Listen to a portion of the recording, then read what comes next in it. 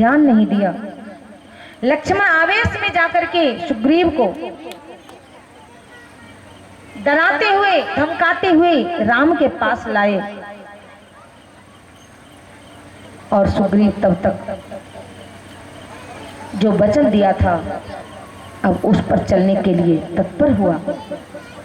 सभी बंदरों को बुला करके ये बात कही गई कि चारों दिशाओं में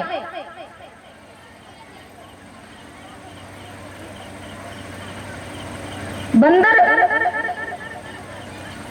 कुछ जो मुख्य हैं वो अध्यक्षता करेंगे और एक 100 बंदर जाएंगे, कुछ उत्तर दिशा में, कुछ दक्षिण में, कुछ पूर्व में, कुछ पश्चिम में, तीनों दिशाओं के लिए प्रस्थान किया गया। और दक्षिण दिशा की ओर जिसका अध्यक्ष है अंगद और मंत्री है जामवंत और उप मंत्री कहिए, सचिव कहिए, जो कह लीजिए, हैं हनुमान जी। बाकी और बांदरी सेना जाने लगे तो हनुमान जी की बुद्धि तो बड़ी ही सूक्ष्म है। हनुमान जी ने कहा, प्रभु मान लीजिए कि हम गए और पता मिल गया हमें जानकी माता का, तो वो हमको कैसे पहचानेंगे? और जब वो नहीं पहचानेंगे तो फिर हमसे बात कैसे करेंगे? और बात नहीं करेंगे तो फिर हम कैसे जानेंगे कि ये जानकी जी हैं? भगवान राम ने कहा, हनुमान बड़े बुद्धिमान हो तुम, कहना क्या चाहते हो? कहा कोई निशानी चाहिए। भगवान ने, मैंने आपसे निवेदन किया था, केवट को भगवान जब उतराई देने लगे थे तो केवट नहीं लिया, लेकिन पिय ही किसी जान निहारी मणि मुद्री मन मुदित उतारी। जानकी जी ने अपने पति को अंगूठी अपना दे दिया था, सो केवट नहीं लिया, लेकिन वो राम के हाथ में ही थी। तब से भगवान राम ने उसी मुद्रिका को, उसी अंगूठी को हनुमान जी के हाथ में दिया और कहा, बजरंगबली, दुनिया का हर भक्त, हर इंसान तुम पर भरोसा करता है और मैं भी तुम पर भरोसा करता हूं। हनुमान जी ने भगवान के चरणों में गिरकर इस बात के लिए क्षमा मांगी और कहा, प्रभु हमें आशीर्वाद दीजिए, कहा कि मेरा कार्य सफल हो। वहां से चले, घूमते घूमते सभी बंदर एक गुफा में गए जहां एक तपस्विनी साध्वी इनका खूब सत्कार किया, फल फूल खिलाया। ये भूखे प्यासे बेचारे घूम रहे थे, स्वागत भी किया, सत्कार भी किया और कुछ काम को आगे भी बढ़ा दिया। सबों को आंख बंद करने कहा और समुद्र के पास पहुंचा दी अपने योग बल से। लेकिन वहां सभी बंदर अनाथ हो गए कि भाई समुद्र के पास तो कोई ना गांव है, ना कोई शहर है, ना कोई जंगल है, तो हम यहाँ क्या करें? भला यहाँ जानकी जी हमको कैसे मिलेगी? मन में विचार कर ही रहे थे। इसी में जटायु का भाई सुना और उसने कहा कि इन सबों को खा के आज मैं पेट भरूंगा। लेकिन कुछ व्यक्ति का स्वभाव है, उसकी प्रशंसा कर दीजिए तो वो सब कुछ आपको दे देगा। बांदरी सेना में जटायु जी की प्रशंसा करने लगे कि गिद्ध जाति का ही एक महानुभाव थे, जो माता सीता की रक्षा के लिए, सीता का बचाव करने के लिए अपना प्राण तक दे दिया। लेकिन आज हम ऐसे कोई सहयोगी नहीं पाते जो सीता माता को बता सके कि वो कहां है। तब तक वो संपाति जो था उसने जटायु की कहानी सुनाने वाले पर प्रसन्न हुआ और सारी घटना को सुना। कहा, अब तुम्हारा भक्षण नहीं करूंगा, अब तो तुम्हारी रक्षा करूंगा। और मैं बता देता हूं कि तुम जिस काम के लिए जा रहे हो वो सीता लंका में है, अशोक वाटिका के नीचे। मैं देख रहा हूं, हमारी दृष्टि बहुत दूर तक जाती है, इसलिए मेरे नजर में तो वहां का सारा दृश्य आ रहा है। आप इस समुद्र को जो पार करेंगे वही सीता का पता लगाएंगे। बंदरों के बल की गणना होने लगी कि कौन ऐसा बलवान है जो समुद्र लांघ कर जाएगा, लौट कर आएगा। सबके सब कहने लगे, लेकिन कोई बंदर आश्वासन नहीं दिया कि मैं लौट करके आ भी सकता हूं। कुछ कहा जाऊंगा, कुछ कहा बीच में ही डूब जाऊंगा। तो श्री जामवंत जी ने कहा, हनुमान जी कहाँ है? हनुमान जी तो कीर्तन कर रहे थे। हनुमान जी को कीर्तन छोड़ करके दूसरा कोई दुनिया में काम नहीं है। जब भी समय मिले तो वो करताल बजाना शुरू कर लेते हैं। हम लोगों को जब भी समय मिलता है तो दूसरे का निंदा करना शुरू कर देते हैं, लेकिन निंदा से कुछ मिलता नहीं, अपराध होता है। और कीर्तन से जीवन धन्य धन्य हो जाता है।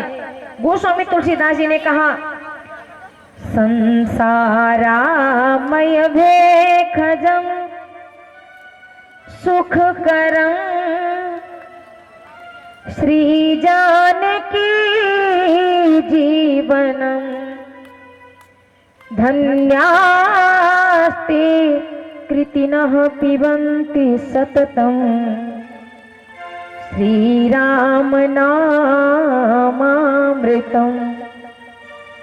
श्रीराम नामामृतम। कहा संसारामय भेखज, भवरोग का एकमात्र दवाई है राम नाम। इसलिए धन्यास्ते कृतिनः, वो धन्य धन्य है, उनका जीवन कृत्य कृत्य हो जाता है जो राम नाम का अमृत पीते रहते। हनुमान जी इसमें अग्रगण्य है। सभी वानरों ने बुलाया, कहा हनुमान जी हमारे संकट की घड़ी में आप भजन कर रहे हो, आप पर ही तो हमें भरोसा है। हे हनुमान, ये काम केवल तुमसे ही हो सकता है। जामवंत जी ने कहा हाँ हाँ, और इसी काम के लिए तुम्हारा अवतार ही हुआ है।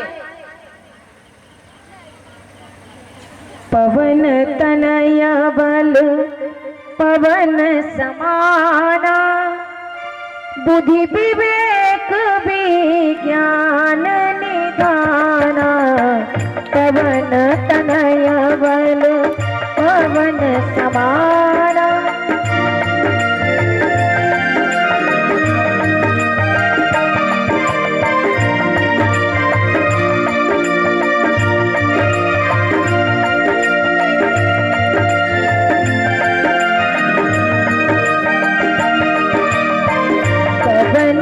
काज कठिन जग माही जो नहीं होई तात तुम पाही। सबन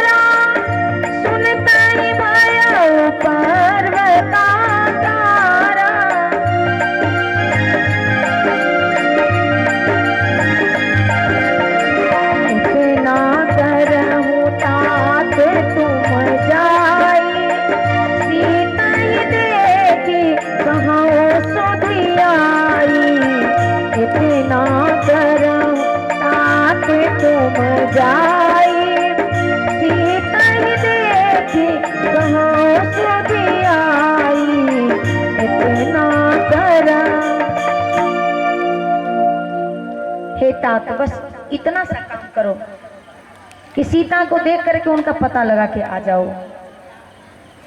जो ही कहा राम काज लगी तब अवतारा।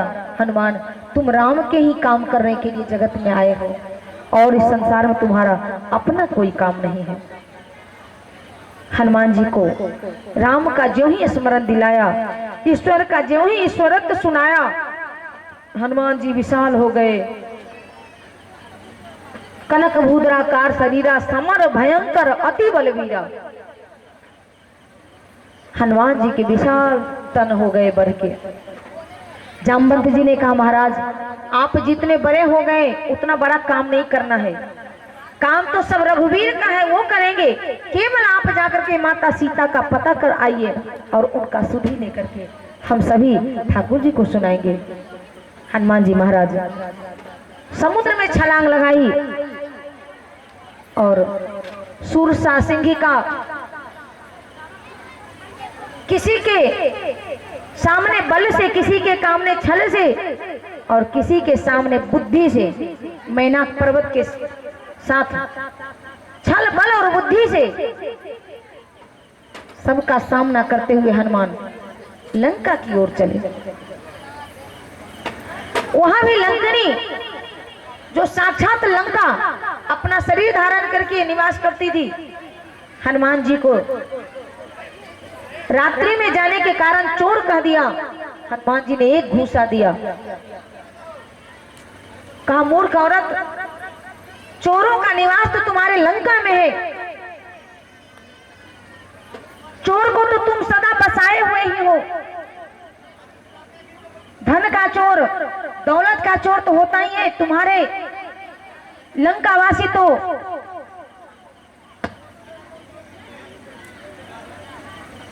औरत का भी चोर है। अगर तुम चोर को ही खाती हो तो पहले खा जाना चाहिए, और उसको नहीं खा करके हम चोर का पता लगाने आए तो हमको खाती हो। एक घूसा दिया हनुमान जी ने, उसके मुंह से रक्त गिरा और वो रक्त लंका के अन्न से तैयार था, इसलिए वो रक्त जब गिर गया तो वो विरक्त हो गई हनुमान जी के चोट खाकर, हनुमान जी के घूसा खाकर। और हनुमान जी को प्रणाम करके कहने लगी, तात स्वर्ग अपवर्ग सुख धरिए तुलायक अंग, तूल न ताहि सकल मिली जो सुख लव सत्संग। आज सत्संग हमें मिल गया। हनुमान जी ने कहा, घूसा खा के सत्संग मिल गया, डांट सुन के सत्संग मिल गया। लंकिनी कहती है, महाराज हम गलत तो कर ही रहे थे, लेकिन हमें एहसास नहीं था। हम अपराध कर रहे थे लेकिन अपराध बोध नहीं हुआ था, और आपकी दया से आज मुझे अपराध बोध हो गया है। हम गलती को महसूस कर रहे हैं कि हमने आज तक जो भी किया वो घोर अनर्थ किया, इसलिए हे कपिराज हमें क्षमा कर दीजिए और मैं यहाँ से प्रस्थान करती हूँ। वो लंका शरीर बदल करके परलोक सिधार गई। हनुमान जी को आशीर्वाद देते हुए प्रवेश नगर कीजिए सब काजा, हृदय राख कौशलपुर राजा। और हनुमान जी नगर में प्रवेश पाया। मध्य रात्रि थी, चारों ओर घूमते घूमते हनुमान जी को सीता का पता तो नहीं लगा, लेकिन लंका के घरों में घुस करके मशक समान बन गए। सभी लंकावासी नशा में सो रहे थे। गोस्वामी तुलसीदास जी वर्णन करते हैं, अति विचित्र कही जात सुनाई। किस किस दशा में, किस किस तमाशा में सब सोए हुए थे। हनुमान जी ने देखा। गोस्वामी तुलसीदास जी ने कहा उसको व्यक्त करना उचित नहीं, इसलिए बस केवल इशारा किया। रावण के पास पहुंचे। रावण को देख करके हनुमान जी को पता चल गया कि यही हो सकता है वो राक्षस जो हमारी माता का अपहरण किया है। मन तो हो रहा है कि इसका अंत यही कर दूं, लेकिन ये बड़ाई रघुनाथ को मिले, मुझे बस सीता माता का पता करना है। दूसरे महल में गया। मंदोदरी विश्राम कर रही थी, सो रही थी। मंदोदरी में एक तेज था प्यारे। चमड़े की सुंदरता हो जाना एक अलग चीज है, लेकिन आंतरिक तेज ओज होना एक अलग चीज है। बाह्य चमड़े को तो लोग खूब साबुन शैम्पू से सजाते हैं, लेकिन भीतर के मलिनता को जब तक दूर नहीं करेंगे वो तेज नहीं आएंगे। मंदोदरी परम ज्ञानी थी, इसलिए मंदोदरी को देखकर एक बार हनुमान जी को भ्रम हो गया कि हो सकता है जानकी जी यही हो। लेकिन भक्तराज ने महसूस किया कि नहीं, वो पति वियोगिनी दूसरे के घर में इतना इत्मीनान से नहीं सो सकती। वो भारत की बेटी है, वो पिता के घर और पति के घर ही निश्चिंत सोती है, दूसरे दुष्ट के घर में नहीं। इसलिए इसमें वो तेज तो है लेकिन ये जानकी नहीं हो सकती। हनुमान जी वहां से भी प्रस्थान किए। घूमते घूमते एक महल मिला जहां रावण का सारा शस्त्र उसमें रखा हुआ था। हनुमान जी ने उसे भी देख लिया, नाप तोल के गिन करके कि कितने शस्त्र भंडार में शस्त्र हैं। उससे आगे बढ़े तो एक छोटी सी कुटिया मिली। गोस्वामी तुलसीदास जी ने कहता है, कहें रामायुध अंकित गृह शोभा बरनी न जाय,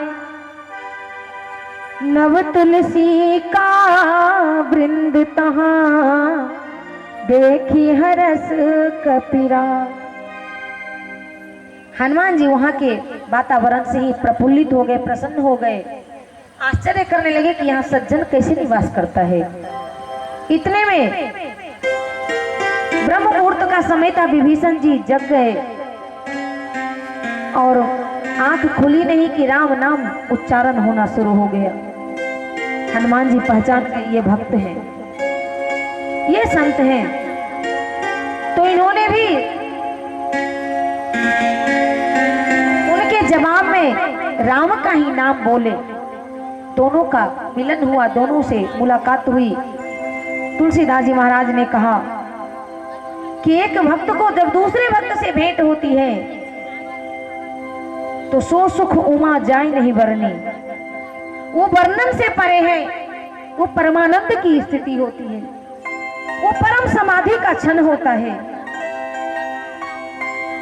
लेकिन हनुमान जी चाहे कैसा भी सुख हो दुख हो, राम का काम नहीं भूलते।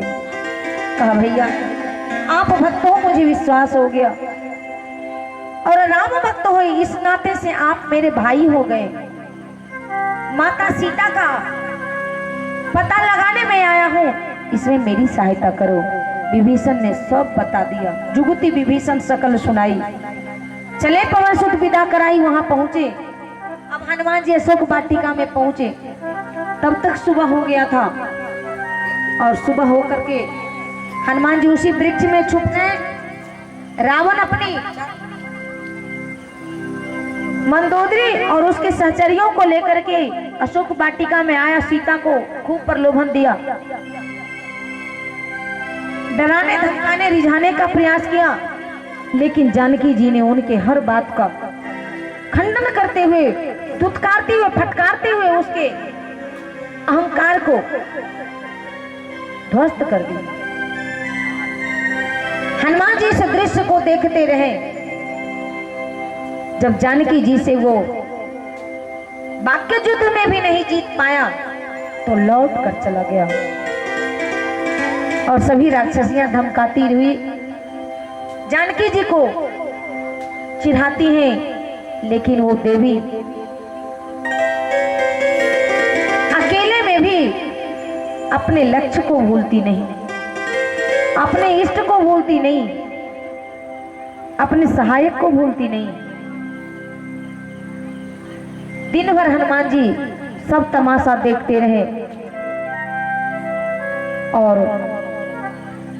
पुनः रात्रि में संध्याकालीन बेला में हनुमान जी ने मुद्रिका गिराई। सीता माता ने उसे बड़े स्नेह से उठा लिया। हनुमान जी को एक पल के लिए तो तकलीफ हो गया कि दुनिया राम का नाम लेकर के अपना दुख दूर करती है, लेकिन राम की पत्नी इतनी दुखी है तो फिर राम नाम जपने से क्या फायदा।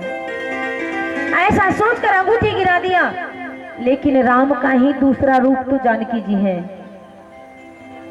हनुमान ने अंगूठी गिराया, लेकिन जानकी जी ने उस अंगूठी को उठा लिया। मानो राम नाम को कोई गिरा दे, राम नाम रूपी ध्वज को कोई ध्वस्त कर दे, ये जानकी जी को मंजूर नहीं। जानकी जी ने उसे हाथ में ले लिया बड़े स्नेह से। लेकिन विचलित सी हो गई कि मेरे पतिदेव का ये अंगूठी भला यहाँ किसने लाया और कैसे उसे प्राप्त हुआ, ये तो दुनिया के कोई सुनार नहीं बना सकते। तो फिर जब इसका उदाहरण नहीं तो ये रघुवीर के हाथ से कौन लाया। जानकी चारों ओर देखने लगी, कहीं कोई दिखाई नहीं पड़ा। तब उस मुद्रिका से पूछती, अंगूठी से पूछती हैं, अरे अंगूठी, अरे मुद्रिके,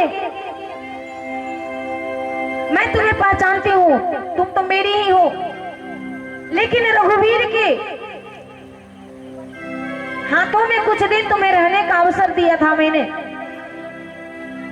बता, अब तू रघुवीर को छोड़कर यहाँ लंका कैसे आ गई। प्यारे,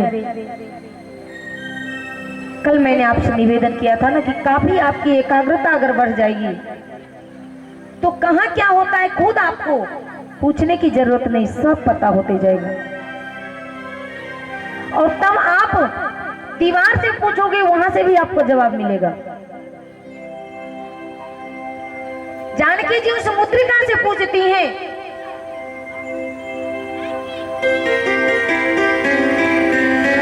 श्रीपुर में बनमाध्य में तेहि मग करी अनीति, री मुद्री तुम तियन की को करी है परती। सीता जी कहती है मुद्रिका से, अरे मुद्रिके, स्त्रीपुर में, अयोध्या में स्त्री रूप में तू राजधानी, अयोध्या के सिंहासन रूप में तू राम को मिल रही थी, तो वो नहीं मिली। वन मध्य में और जंगल में तुम मेरे हाथों से रघुवीर के हाथ में पहुंची, वन मध्य में, तो राम ने तुम्हें अपना हाथ में ले लिया, लेकिन उसके बाद भी राम के हाथ में तू नहीं रही। तेहि मग कीनी अनीत, उसके बाद भी तू अनीति कर गई, छल कर गई राम से। अरे मुद्रिके, कम से कम तू अपनी लाज तो बचाती। अब भला नारी पर कौन विश्वास करेगा। राजधानी मिलने वाली थी, वो नहीं मिला। महारानी मिलने वाली थी, वो नहीं मिला। अब तो केवल निशानी रह गई थी अयोध्या की, वो भी छोड़ के चली आई।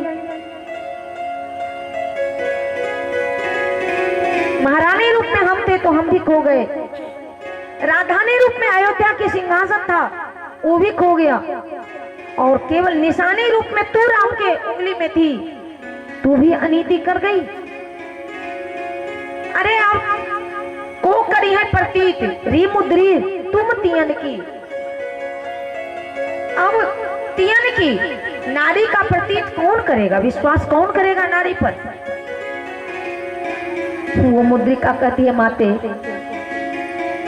क्षमा करो, मैंने कोई अनीति नहीं किया है, मुझे कोई लाया है, और जिनके हाथ में थी उन्होंने किसी को सौंपा है, इसलिए इसमें मेरा कोई दोष नहीं। मैंने राम को नहीं छोड़ा, राम जी ने मुझे छोड़ दिया।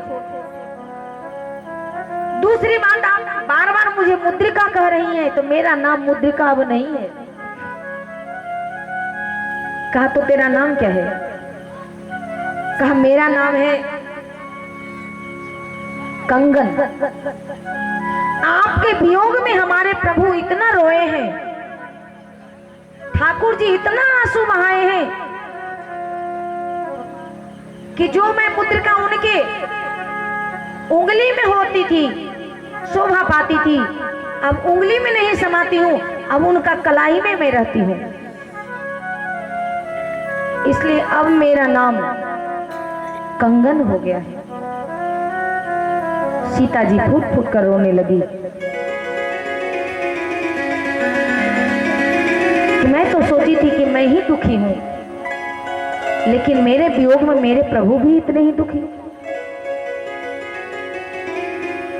तब तक श्री हनुमान जी महाराज सामने खड़े हो गए और राम का सारा परिचय देते हुए जानकी जी ने इनके विशालकाय तन को देखा, कहा इस माया की नगरी में तुम कोई मायावी हो। हनुमान जी ने शपथ लिया और सब बात को बताया, ऐसे ऐसे गूढ़ बात बताए जो कोई नहीं जानता था जानकी जी के सिवा। श्री जानकी महारानी को विश्वास हो गया कि ये राम का ही दूत है।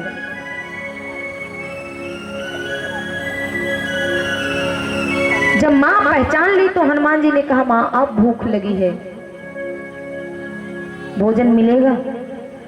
माँ कहती है, बेटा मैं वो अभागन माँ हूं कि तुम्हारा तो स्वभाव ही है, बच्चे का स्वभाव ही है, माँ के पास आए तो भूख लग जाती है, या भूख नहीं भी लगे तो माँ अपनी ओर से बच्चे को खिलाती है। अगर बालक को भूख महसूस न भी हो तो भी माँ की ममता उसे बाध्य कर देती है, कुछ न कुछ वो खाने को देती ही है। लेकिन मेरी जैसी अभागन माँ तुम्हें कुछ नहीं दे सकती। हनुमान जी ने कहा, माँ वो तो बालक को खाना दिया जाता है, मैं तो बलवान हूँ, मुझे खाना परोसने की जरूरत नहीं, केवल आशीर्वाद दो, इसी में मेरा काम हो जाएगा। इतने सुंदर सुंदर फल दिख रहे हैं, हम ठहरे महात्मा, हम ठहरे साधु, और फलहार करना तो हमारा नियम ही है, इसलिए हमें पूरी और सब्जी खीर की आवश्यकता नहीं, बस फल के लिए आदेश तो दीजिए। जानकी जी ने कहा, अपने इष्ट को हृदय में रख के जाओ, फल खा लो। हनुमान जी चले, उनको खाना थोड़े था, उनको तो बस बहाना था। एक फल खाते और 25 फल के पेड़ को उखाड़ के फेंकते। सारे राक्षस जो उसकी रक्षा में थे देख रहे थे, कुछ तो लड़ने भिड़ने के लिए आए, लेकिन हनुमान जी के सामने कौन टिकते। जिनके माथे पर राम का वरद हस्त हो, जो जानकी जैसी जगत जननी से आशीर्वचन प्राप्त किया हो, और जो स्वयं रुद्रावतार हो, भला इनके सामने कौन दुनिया का बलवान टिकेगा। हनुमान जी उसको कुछ करते नहीं, केवल इनका पूछ ही सबको पटक पटक के मार रहा था। राक्षसों ने जाकर के रावण का पुत्र अक्षय को सुनाया, अहंकार में वो शस्त्र लेकर के आया, हनुमान जी पर प्रहार करने लगा। हनुमान जी ने उसका भी काम तमाम कर दिया। रावण की सभा में सूचना पहुंची और मेघनाद आया हनुमान जी से युद्ध करने। भला हनुमान जी किसी के सामने, हनुमान जी के सामने कोई क्या टिकेगा। बहुत प्रकार से लड़ाई लड़ा, लेकिन हनुमान जी को कुछ नहीं बिगाड़ पाया, बाल बांका भी नहीं कर सका। सज्जनों, अंत में मेघनाद ने ब्रह्मास्त्र का प्रयोग किया। तो आपको सबसे बड़ी शिक्षा मिलती है कि जीवन में बहुत शक्ति हो, बहुत बल हो, लेकिन कोई संत सामने आ जाए तो उनके सामने बल का प्रयोग नहीं। कोई अवला आ जाए तो उसके सामने बल का प्रयोग नहीं। कोई बालक आ जाए तो उसके सामने प्राण दंड का विधान नहीं। और कोई देवी शक्ति भले तुम्हारा प्राण ही लेने के लिए क्यों ना आ जाए, उसके सामने तुम शरण में चले जाओ, आत्मसमर्पण कर दो, तुम्हारा कुछ नहीं बिगड़ेगा और तुम पर प्रहार करने वाला कहीं बिगड़ जाएगा। हनुमान जी ने ब्रह्मास्त्र को प्रणाम किया। ब्रह्म अस्त्र ते साधा कपि मन किन्हे विचार, जौन ब्रह्मसर मानव महिमा मिटे अपार। ब्रह्म बानी, ब्रह्म का लकीर, ब्रह्म का अस्त्र काटते हैं, चाहे स्वयं ब्रह्म ही क्यों ना हो, वो भी नहीं काट सकते,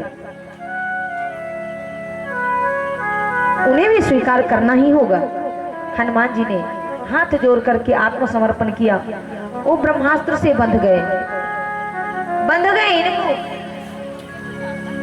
लेकर के राक्षसों ने रावण के सभा में पहुंचा और रास्ते में जितने नर नारी मिल रहे थे सब हनुमान जी पर कटाक्ष कर रहे थे, भला बुरा सुना रहे थे। लेकिन रावण का काम करना है तो दुनिया का मान को छोड़ना पड़े। रावण की सभा में हनुमान जी उपस्थित हुए। रावण ने पूछा कौन हो? हनुमान जी ने कहा जाके बल लवलेस ते जित्यो चराचर झार तासुदूत मैं जाकर हरियाण हूँ प्रिय नार। मैं उसी का दूत हूँ जिसके नारी का तुमने हरण किया है और उन्हीं के बल का लवलेश मात्र तुम्हें मिला है जिससे तुम दुनिया को हिला रहे हो। मैं उसी का सेवक हूँ, उसी का दूत हूँ, उसी का भक्त हूँ। रावण कहा बड़ा ये अहंकारी है, इसकी जीवा काट लो।